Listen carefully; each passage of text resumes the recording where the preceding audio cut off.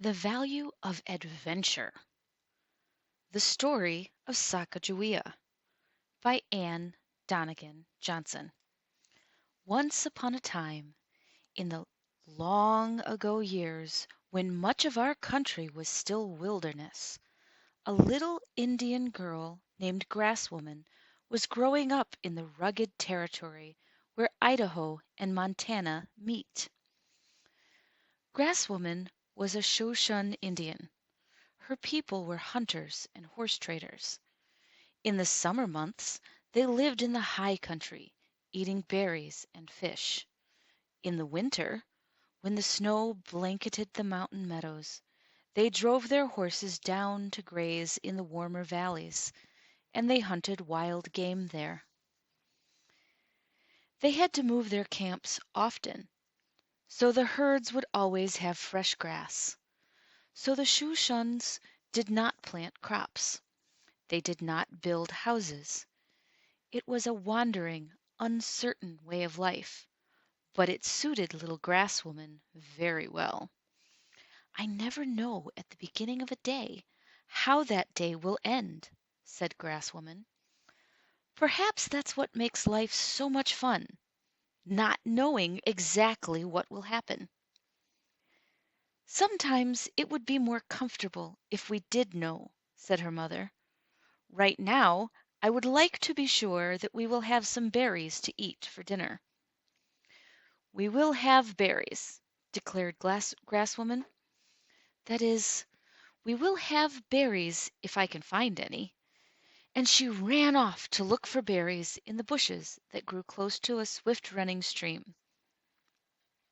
Did she find berries? She did not, but she found something much better. She found salmon. The plump, sleek fish were battling their way up the river.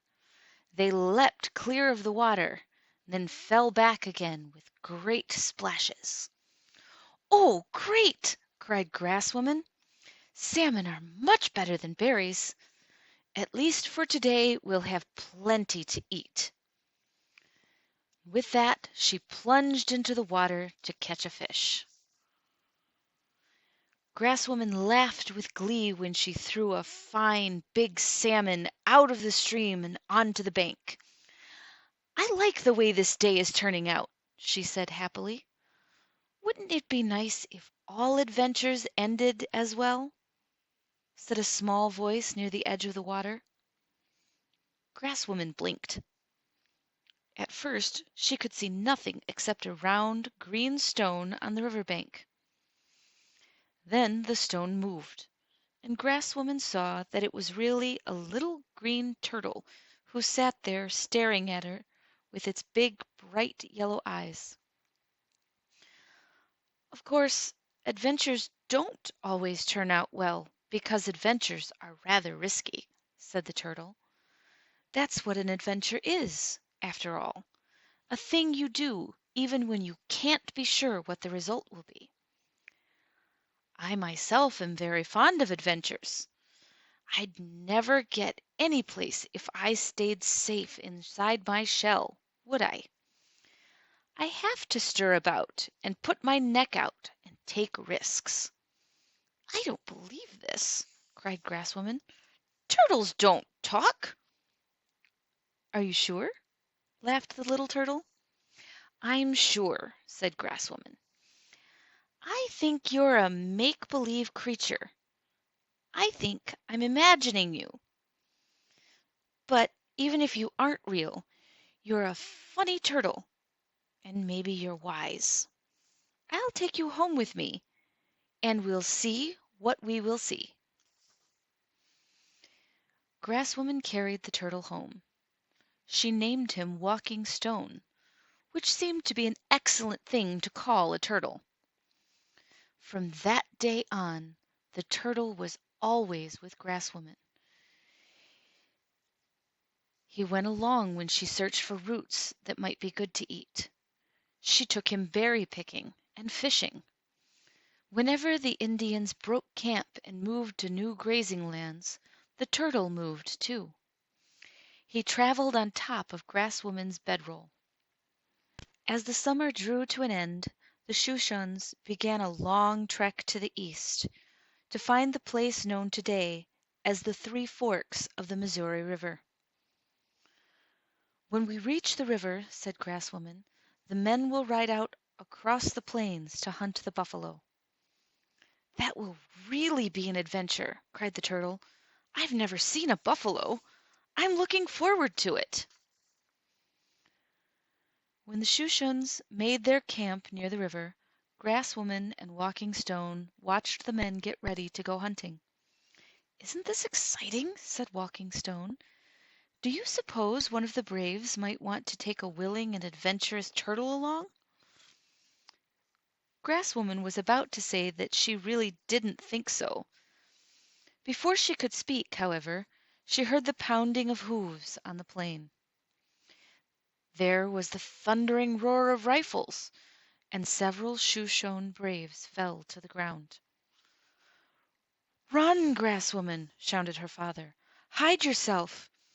It is our enemy, the Minnetree Indians. Run! Run for your life!"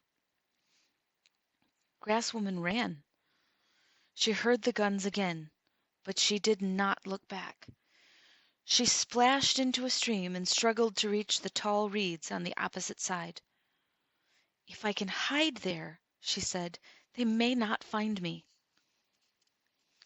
But then she heard hoofbeats close behind her, and a mighty splashing as a horse galloped into the stream. "Oh, no!" cried Grasswoman. "Oh, help me! Help!" There was no one to help. A Minnetree brave leaned from his horse and seized Grasswoman. He swung her up in front of him. "Let me go!" screamed Grasswoman. The Minnetree only laughed. He wheeled his horse around and raced away from the Shoshone camp, and he carried Grasswoman with him. Grasswoman was jolted, bruised, and out of breath when she reached the Minnetree camp with the Indian who had captured her. She was so frightened that she could hardly keep from crying. But she felt a little less alone when she saw that some of her friends were also prisoners of the Minnetree. There was the little girl named Leaping Fish Woman, and there was Otter Woman, too. 4 Shoshone boys had been taken prisoner in the raid. One of them was the tall, strong boy named Elkhorn. The Shoshone children huddled together that night while the Minnetrees celebrated their victory over the Shoshones. "I'm afraid my father was killed," said Grasswoman sadly. "I don't know what happened to the rest of my family." "I don't know what happened to mine either," said Leaping Fish Woman. Poor little Otter Woman said nothing at all, but her eyes filled with tears and she began to cry. "Don't cry," said Elkhorn. He leaned close to Otter Woman. "It isn't hopeless," he whispered. "We can watch for a chance to get away, and then we can run back to our own people." Otter Woman dried her eyes when she heard this. Grasswoman felt a little comforted, but she knew it would not be easy to escape. "The Minnetrees will be watching day and night," said Grasswoman to herself. "What if we try to run off and we are caught?" "It will be an adventure," said a familiar little voice near Grasswoman's foot. "You can't be sure it will turn out well. But isn't freedom worth a risk?" "Walking Stone!" cried Grasswoman. "I'm so glad to see you." "It took me a little while to catch up with you," said the turtle. "I have some good qualities, but speed isn't among them." "You are fast enough for a turtle," said Grasswoman, and sounded almost happy. There was no chance to get away that night. And the next day the Minnietries broke camp and began to journey toward the east. There was nothing the Shoeshone children could do but follow, and so they did. All that day, and the next, and the next. They were many miles from the Shoeshone camp where they had been captured, and Grasswoman began to fear that she would never see her own people again. As time passed, however, the Minnietries did not watch the kidnapped children so closely. At last Elkhorn came to Grasswoman. "Tonight we must try to escape," said Elkhorn. "We will push those logs into the river, and then we will hold on to them as they float downstream. In the darkness the Minnietries will not notice that we are gone, not until we are far away." "It will be dangerous," said Grasswoman, "but we must try." That night the Shoeshone children stretched out in the shadows and closed their eyes. They waited. It seemed a very long time before the Minnietries were asleep. The moon was high and the night was very dark when the Indian camp was quiet at last. "You may have some problems," Walking Stone whispered to Grasswoman. "It's true that your captors are asleep, but so are most of your friends." "Never mind," said Grasswoman. "I'll wake them." And she did, very quietly. "Don't make a sound," she warned as the Shoeshone children went, one after another, to the safety of the river. At last only Otter Woman and Leaping Fish Woman remained sleeping in the Minnietry camp. "Careful," warned Walking Stone, as Grass Woman crept close to Otter Woman. "If you startle her, she might call out." "Otter Woman, wake up," whispered Grass Woman. "It's time to go." Otter Woman opened her eyes. "What?" she cried. "Who's that? What's the matter?" The Minnietries heard her. Instantly the Indian camp was in an uproar. Braves raced off into the night to look for the Shoeshone children who had gotten away. Squaws crowded around so that Grasswoman and her friends could not move. "So much for the Great Escape," said Walking Stone. "This adventure didn't turn out well at all." "Perhaps we can try again later on," said Grasswoman. Later, when Grasswoman and her friends were living in the Minnietry village, there was another chance to get away. "Let's go now," said Leaping Fish Woman. "The Minnietry no longer watch us so closely. They will not miss us until we are far from here." Grasswoman knew this was true, but she shook her head. "You go," she told Leaping Fish Woman. "You are quick and nimble, and your legs are strong. You can run so that the Minnietry will not overtake you. But Otter Woman's legs are bent, and she cannot run. If we both leave her, she will be alone here. I will stay with her." Leaping Fish Woman hugged Grass Woman. She cried when she said good-bye, but she went. Grass Woman sat down beside Otter Woman and took her hand. "You are a brave girl," said Walking Stone. "You could have escaped with Leaping Fish Woman." "It will be a different sort of adventure to stay with the Minnietry, won't it?" said Grass Woman. "We don't know how it will turn out, do we? We shall wait and see." The Minnietries were farmers as well as hunters and trappers. As time passed, they taught Grass Woman and Otter Woman to plant corn, to tend it, to harvest it, and to bake bread. "You work hard, Grass Woman," said Walking Stone one day. "When you aren't tending the corn, you are making deerskin moccasins or scraping buffalo hides. What do you think now of your adventure with the Minnietries?" I think it was more fun to roam free, the way I did with my Shoshone people, said Grasswoman. But I am used to hard work, and the Minotry brave who captured me is kind enough. We shall see. Perhaps something exciting will happen before long. No sooner had Grasswoman spoken than there was a stirring and a bustling among the Indians. The white men have come, said one of the women. They will trade for our furs. Come and see, Grasswoman. They bring guns and bullets and beads and blankets. Grasswoman had never seen a white man before. She hurried to watch a French trader named Toussaint Charbonneau. He was using sign language to speak with the Minotaries. That white man has been here before, said one of the Minotaries. He loves to gamble. Just watch him. Grasswoman and Otterwoman did watch. They saw the Frenchman playing an Indian game with the brave who was their master. As he played, Charbonneau looked up from time to time and smiled at the Shoshone girls.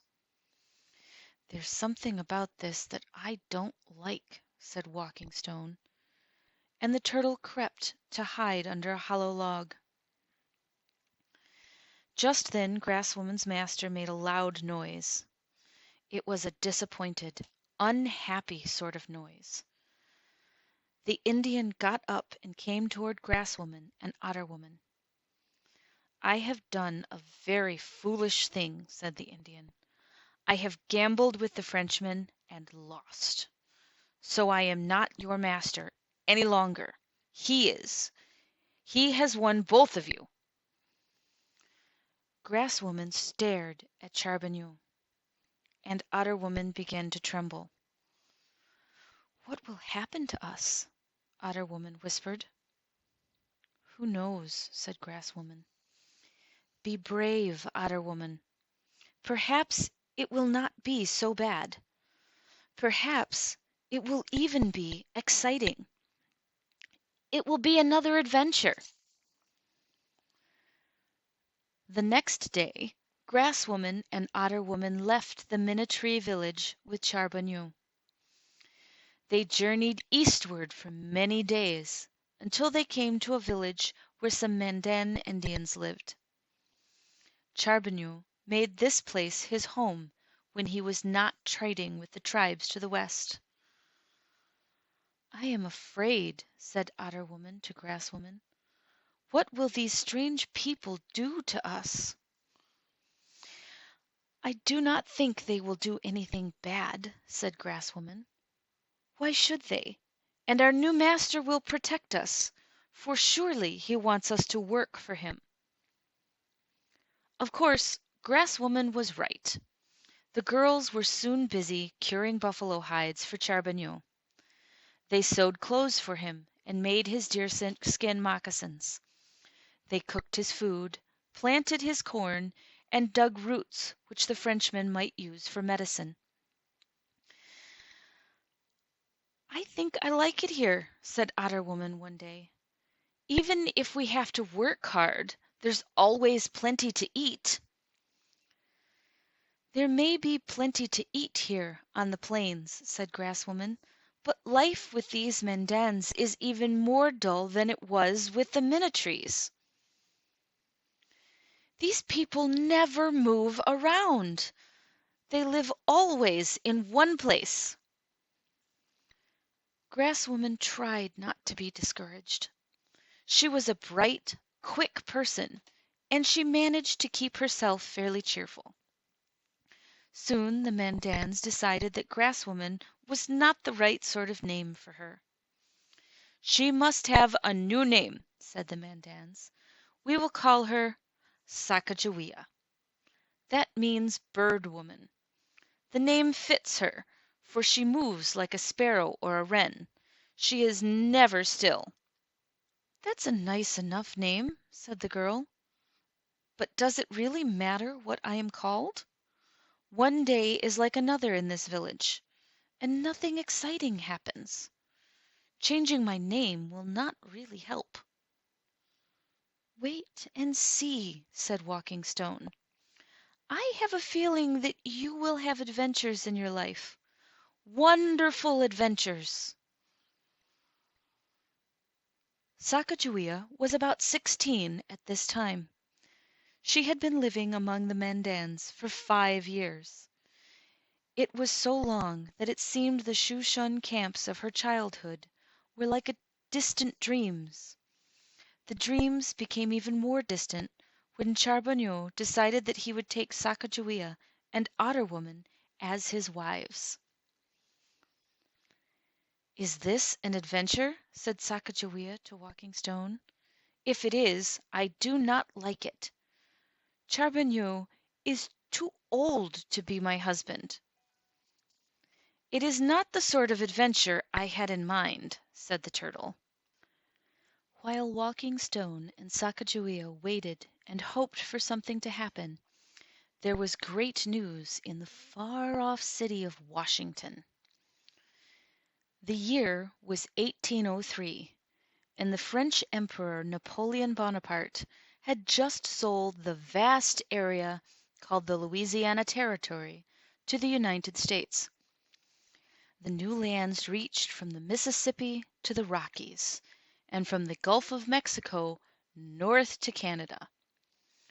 "We now possess thousands of square miles of wilderness," said President Jefferson. "What we must do is explore the area, and perhaps also find an overland route to the Pacific." The President chose two brave soldiers, Captain Meriwether Lewis and Captain William Clark, to lead an expedition west across the continent. "You will be doing your country a service," the President told the men, "and no doubt you will have an unforgettable adventure." "Let us take great care that the adventure will succeed," said the men. Then they began to enlist other men who were brave and skilled, and who were adventurous enough to want to be among the first to cross the American continent. In the spring of 1804, Lewis and Clark set out from St. Louis. At that time many people believed that it might be possible to reach the Pacific by following the rivers of America. So the explorers started north on the Missouri. There were 32 soldiers and 10 civilians in the expedition. Lewis and Clark had mountains of supplies and the best equipment money could buy. They had a keel boat which was 55 feet long, and they had 2 pirogues. These were like huge canoes, and they were propelled by sails and oars. "Every man who can should keep a diary," ordered Captain Lewis. "If we reach the Pacific, our journey may become a part of history. It's important that we write down everything that happens." They voyaged on through the wilderness for 1,600 miles. Then, as winter closed in upon the plains, they reached the place which is known today as Fort Mandan. It is near the site of the present-day city of Bismarck, North Dakota. "We cannot go further until spring," said Lewis. "The wind is bitter, and soon the river will be frozen over." So the explorers hauled their boats out of the water, and they built shelters for themselves on a stretch of land near the Mandan village where Sacagawea lived. They put up a stockade around their huts, and they waited for spring to come again. While they waited, snug in their fort, the adventurers talked of the hardships that might be ahead, and of the preparations they must now make. "You will need an interpreter," said the Frenchman named Toussaint Charbonneau. He had come to the fort to see what the white men were doing. There are many Indians between here and the Pacific. I can speak to the Minnetrees for you. And my wife, Sacagawea, is a Shoshone. The Shoshones live beyond the mountains, and they have many horses. You may need horses before you are through." Lewis and Clark soon realized that Charbonneau was a braggart who did not really understand the Minnetree tongue. They saw that the Frenchman needed Sacagawea beside him if he was to interpret for them. "But can we take the Indian woman with us?" said Lewis. "She is about to have a baby. Do we want an infant on the expedition?" "Perhaps we have no choice," said Clark. "If we are going to communicate with the tribes to the west, we'll need her. And if we take her, that no good husband of hers must come too." And so it was settled. Charbonneau was to be the interpreter, and he was to bring Sacagawea on the journey. Sacagawea was busy then, helping the men to get ready for the trip. She made new moccasins, and she mended leather tunics. She put aside great piles of dried corn and beans, and she smoked the meat of deer and buffalo. And while winter still held the land in its grip, her baby was born.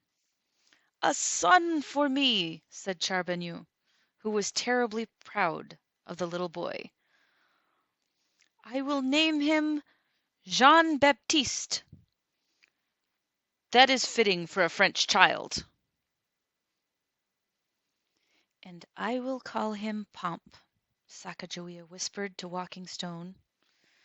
"The name means leader in Shoshone, and I know that he will be a leader. How can he help but be a leader? He will be part of this wonderful adventure with Captain Lewis and Captain Clark."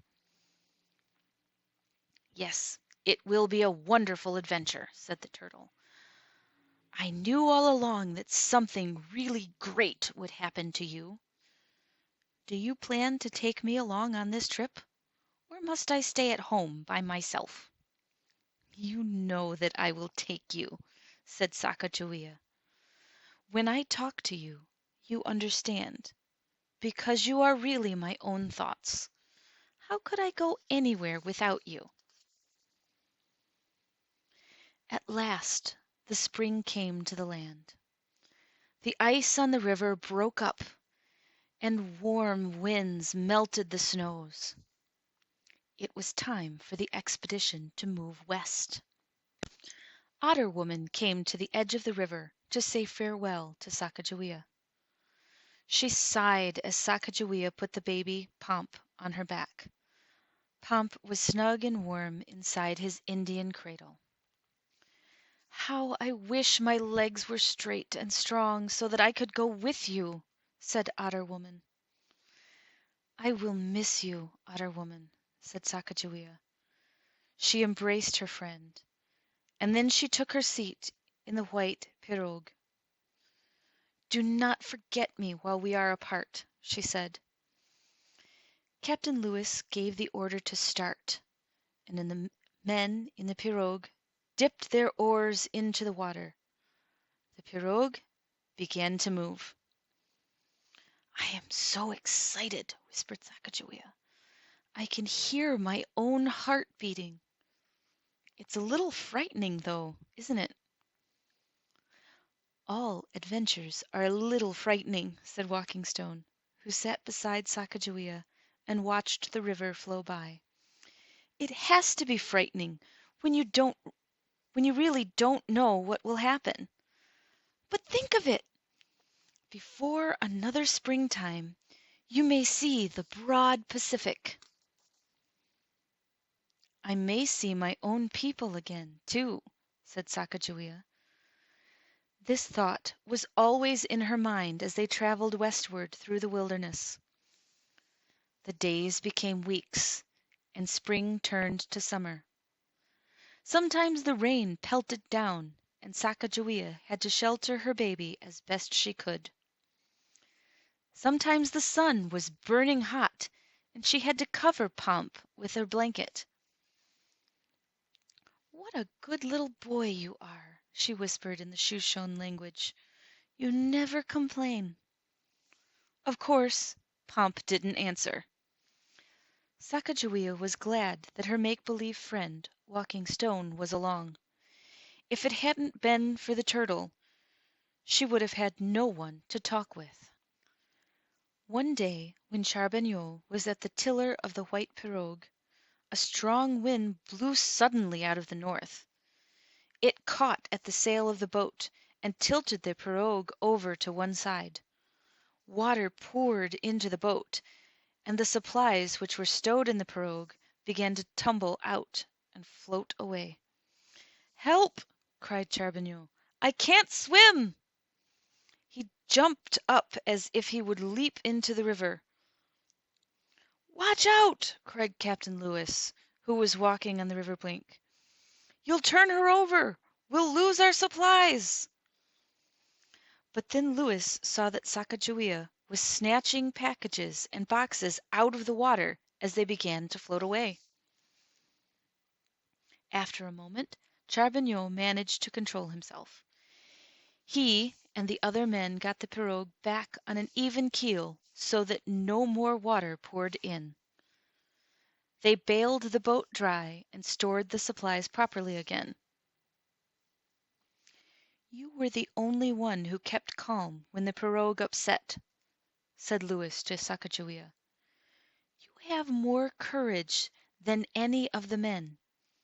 If it hadn't been for you, we'd have lost everything." Sacagawea felt very happy. "The captain spoke to me as if I were someone important," she whispered to Walking Stone. "At last I'm really part of the adventure." "You've always been part of the adventure," said Walking Stone. "The captain just didn't realize it until now." The explorers pushed on until they came to the foot of a great waterfall. There they stopped, and Captain Lewis looked at the torrents of water that thundered down over the rocks. "We've already left the keel boat behind," he said. "Now I think we must leave the pirogues. As for the canoes, we'll have to carry them up past the falls." Some of the men set to work then, hauling the pirogues out of the river and covering them with brush. Others joined Captain Clark, who was going ahead to explore the land beyond the falls. And while the men were so busy, what was Sacagawea doing? She was sitting as quietly as she could, holding little Pomp and clutching a blanket around herself. "What's the matter?" said Walking Stone. "You've told me 100 times about the great falls near the land of the Shoshones. You are almost home, Sacagawea. Aren't you excited?" "Yes, I am excited," said Sacagawea. "But I don't think that's the reason I have such a pain in my stomach. I'm afraid that I'm really sick. Oh, Walking Stone, what will happen to my baby if I die here on this journey?" Walking Stone could not answer. He could only wait and watch while Sacagawea grew sicker. Soon her fever was very high, and none of the medicines which the white men had brought in the pirogues did her any good. For 10 days the Indian girl lay in great pain. She could hardly sleep, and she could not eat a thing. At last Captain Clark returned from his explorations. "The Indians at Fort Mandan spoke of a spring of sulphur water near the Great Falls," he said. "Perhaps that would help Sacagawea. At least, it can't hurt her." Clark found the spring, and he brought the water to Sacagawea and coaxed her to drink it. It seemed to help. Soon she could sit up again. Then she was well enough to walk about the camp with her baby on her back. She watched the men bustling about, getting ready to move the canoes and supplies up past 18 miles of falls and rapids to the river above. First, the men cut down several big trees. They sliced round pieces of wood from the tree trunks. Then they used the masts from the pirogues for axles, and they put together a pair of makeshift wagons. At last they loaded the canoes onto these wagons and hauled them up the slope past the falls. It took weeks for the explorers to get all of their belongings to the high country. But by the time they finished, Sacagawea was as strong as ever. And when she reached the top of the falls with her baby, she was so excited that she trembled. "You see that place there?" she said to Walking Stone. "That is where the Minnitree rode down on our camp. And there! That is where I was captured. And those hills over there! Those are the mountains where my people lived in the summer. I hunted berries there, and dug for roots, and Sacagawea stopped, for she could not speak any more. "There now," said Walking Stone, "perhaps soon you will see the Shoshones again. Perhaps some of your family are still alive." Lewis and Clark were also wondering when they would see the Shoshones. "Your people are horse traders," said Lewis to Sacagawea. "Soon we will need horses. I see now that we can't travel much further by canoe. If we are to get across the mountains, we must ride or walk." Sacagawea pointed ahead. "There is another river beyond those hills," she said. "In the summer my people live beside that river." Lewis nodded. "I'll take 3 men and go ahead by foot," he said to Clark. "You can follow with the canoes." Lewis and his little band of explorers trudged ahead through the wilderness. After 3 days they saw a party of Indians. They made signs to tell the Indians that they had came in peace. They also tried to say that they needed horses, and that soon canoes would come with the beads and blankets that would pay for the horses. The chief of the Shoshones was named Kemhawait, and he seemed to understand the white men. "At least he isn't hostile," said Lewis to his men. "But we need Sacagawea. She can really talk to the Shoshones for us." Days passed as Lewis waited with the Shoshones. Sometimes the Indians were friendly. Sometimes they were suspicious. At last Clark and his men appeared on the river near the Indian camp. Of course, Sacagawea was with Clark. Lewis stood surrounded by the Shoshones, and he saw Sacagawea hurry toward him. Her face was bright with joy, and there was a lightness to her step that had not been there before. "Leaping Fish Woman!" she cried. "It is you! You are safe!" "Grass Woman!" called an Indian girl who hurried to meet Sacagawea. "I am so happy! When I had to leave you with the Minnitree, my heart felt as if it would break." Now the Indians were suspicious no longer. They knew that Lewis and Clark could not be enemies, for they had brought Grass Woman back to her own people. As Leaping Fish Woman and Grass Woman embraced, the white captains were led to the tent of Kemhawat. "But we must have Sacagawea with us," said Lewis. "We cannot talk without her." At that, one of the men went to fetch Sacagawea.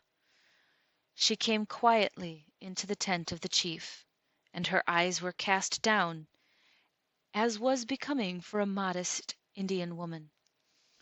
But then she looked up she saw Kamawat, and what do you suppose she did? "My brother!" cried Sacagawea. "Kamawat, my brother!" She ran to the chief with tears of joy on her face. "I have come back to you, my brother," she said. "Astounding!" said Lewis, "our interpreter, and she is the sister of the chief." After that there were no more questions. The white men would get the horses they needed. Camawat even promised that he and his people would help Lewis and Clark carry their equipment across the mountains. But then Sacagawea learned that her brother and his people planned to leave Lewis and Clark to ride to the plains to hunt buffalo. "They must hunt, for they have no food," said Sacagawea to Walking Stone. "But if they leave the captains, the white men may perish here in the high country. And surely if the Shoshones abandon them, the white men will never come among my people again. What will I do? Can I help the captains without betraying my people?" "Perhaps not," said Walking Stone. "Perhaps you must make a choice between them." So Sacagawea did make a choice. She chose to warn Lewis and Clark that the Indians might desert them. "How can you do this to us?" said Lewis to Camawat. "You promised to help us get our baggage to a camp across the mountains. Now you are going to abandon us?" "My people are hungry," said Camawat. "If we do not hunt buffalo, we may starve. But what you say is true, and I am a man of honor. I will keep my promise. We will not leave you until you are safely on the other side of the mountain." Camawat went to call his braves together, and he turned his face away from Sacagawea as he went. "He knows that it is I who betrayed him," said Sacagawea sadly. "He will never look at me again. I am an outcast among my own people. But I did only what I had to do." "Don't be unhappy," said Walking Stone. He spoke in as comforting a way as he could manage. "Once Lewis and Clark have found the way to the Pacific, white men will come again, and they will trade with the Shoshones. Perhaps then the Shoshones will become a prosperous people, like the Mandans." Sacagawea knew this was true, and she felt somewhat happier as she and Pomp joined the explorers on their trek westward. Before her journey was over, Sacagawea was to stand on the shores of the Pacific and look out across the ocean. She was to know that the white captains who had become her friends had succeeded. They had found a route across the continent. And because she loved adventure and was willing to take risks and endure great hardships, she had been able to help. When you think of Sacagawea, you may wonder about yourself and your life. Do you go ahead and try things even when you aren't quite sure what the results will be? Are adventures important? Of course, no one wants to be reckless, and it's silly to take foolish chances. But can a sense of adventure help you to do worthwhile things? And can't it make life more interesting and lots more fun? Historical facts about Sacagawea. Sacagawea was a Shoshone, born about 1786 in territory which is now part of the state of Idaho. When she was about 11, she was captured by an enemy tribe. Some say that she was then sold to the Missouri River Mandans, who in turn sold her to a French-Canadian fur trader named Toussaint Charbonneau. According to other accounts, Sacagawea's Indian captor lost her to Charbonneau in a gambling game. The facts are obscure, but there is a tradition that Sacagawea had a chance to escape at the beginning of her captivity, but that she chose not to leave her friend, Otter Woman. Charbonneau, who lived with the Indians at the Mandan villages on the Missouri, took both Sacagawea and Otter Woman as wives. Both girls were at the villages when Captains Meriwether Lewis and William Clark appeared on the river in 1804.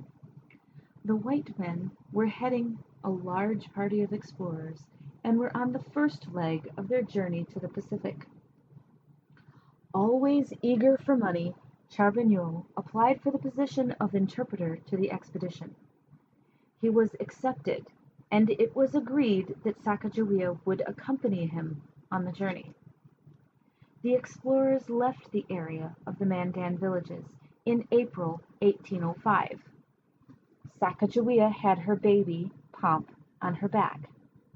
The child had been born in February, and his birth had been duly recorded in Captain Lewis's journal. 4 months after they left Fort Mandan, the travelers reached the high country beyond the great falls of the Missouri. Lewis explored in advance of the rest of the party, and he met the Shoshones, who had been Sacagawea's people. The Indians were suspicious until Clark came into view. Sacagawea was walking ahead of the other explorers, and Clark wrote in his journal that she showed every mark of extravagant joy at the sight of the Shoshones, who surrounded Lewis. A woman made her way through the crowd toward Sacagawea, Clark wrote, and, recognizing each other, they embraced with the most tender affection. The woman had been Sacagawea's childhood companion. She had been taken prisoner with Sacagawea, but had later escaped. Sacagawea found not only her old playmate in the Shoshone camp, but also her brother. He was Kamhawat, the Shoshone chief, and when he saw Sacagawea with the white captains, he promised the explorers horses and guides so that they could cross the mountains and complete their journey to the sea. But before Lewis and Clark could take advantage of this promise, Kamhawat had changed his mind. He decided to take his braves and go hunting, thus stranding the white travelers. When Sacagawea told Lewis and Clark that Kamhawat might abandon them, she severed all ties that bound her to her own people. She allied herself completely with the white men. No doubt, she very much wanted the expedition to succeed. Kamhawat was persuaded to postpone the hunt and to help the Americans, who then could go on across the Rockies to the Clearwater River, a tributary of the Columbia. 2 months later, Lewis and Clark reached the ocean. We know almost nothing of Sacagawea's life after the expedition. In 1812, a wife of Charbonneau died at Fort Manuel in the Dakota Territory, but this may have been Otter Woman. Tradition has it that Sacagawea lived to be very old and that she traveled widely in the West. We cannot be sure, but we do know that if it were not for this remarkable Indian girl, with her courage and her love of adventure, the great journey of Lewis and Clark might never have been completed.